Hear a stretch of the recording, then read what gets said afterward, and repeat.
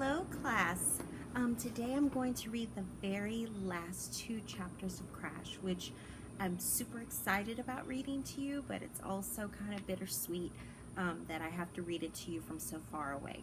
But either way, I hope you enjoy the ending to this awesome story. Chapter 48, April 30th. I was in the kitchen doing my new job, cutting food coupons out of magazines and newspapers, when I heard my mother yelp. I ran to the living room. She was staring at Scooter's walker. It was lying at the foot of the stairs. She glanced into his room. Not there. She dashed up the stairs. I followed. I heard her say, "Scooter?" He was in the hallway, staring at the picture of himself in his Navy uniform, the picture painted by his daughter, my mother. She stood behind him. She put her arms around him. "How long have you been here?" "A bye." "And you came up without your walker?" "A bye." We looked at the picture with him. "You know," my mother said to me, "there's one way this painting is different from the others." "What's that?" I said. "He never posed for it." "He didn't?" "No, and I didn't paint it from a photograph either." "How did you?" She snuggled closer to him. "From memory. He wasn't home very much in those days, so when I did see him, I looked and looked at him until he was locked in my mind's eye. I was terrified I'd forget what he looked like when he went away again. So I painted this. He was as clear in my head as if he were standing there." She kissed his ear. "Right, Scoot? A bye." "And you see how he looks like he's saying something?" "Yeah, he is. He's saying, 'I'll be home soon, Lorraine.' A bye." Back downstairs, she joined me at the kitchen table clipping coupons. "It's funny," she said. "A while ago, I was remembering all that, and I was thinking how little I saw you guys and how little you saw me.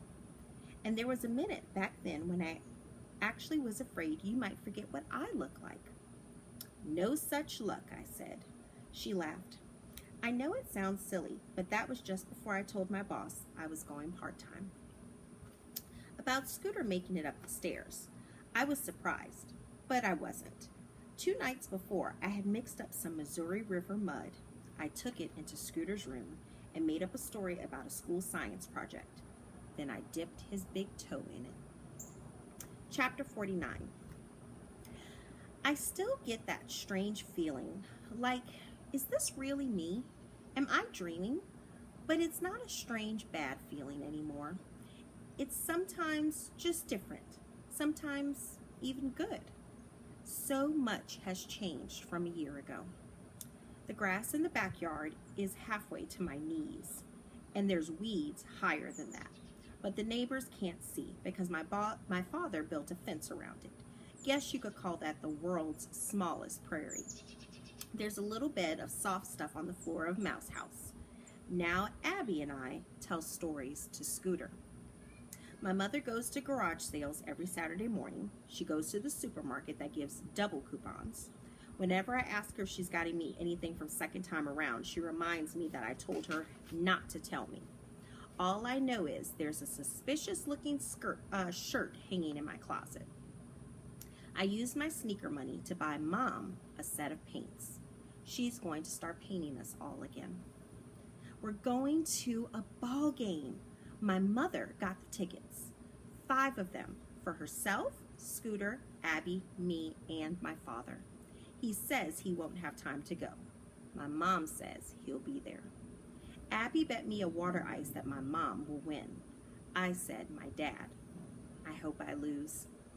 I've been invited to a 4th of July party at Jane Forbes's. Penn Webb is my best friend. All right, that's it, guys. That is all of our novel. I can't wait to see your reactions and your comments. I have to say, reading that last part about Crash's family and how his mom worked so much and never got to spend a lot of time with her kids, I can definitely relate to that as a working mommy. And I bet with us all staying at home, we're getting a lot more family time than we used to, which is definitely the biggest rainbow out of this cloud of staying home from school. All right, I will be back with some more videos of our brand new read aloud next week.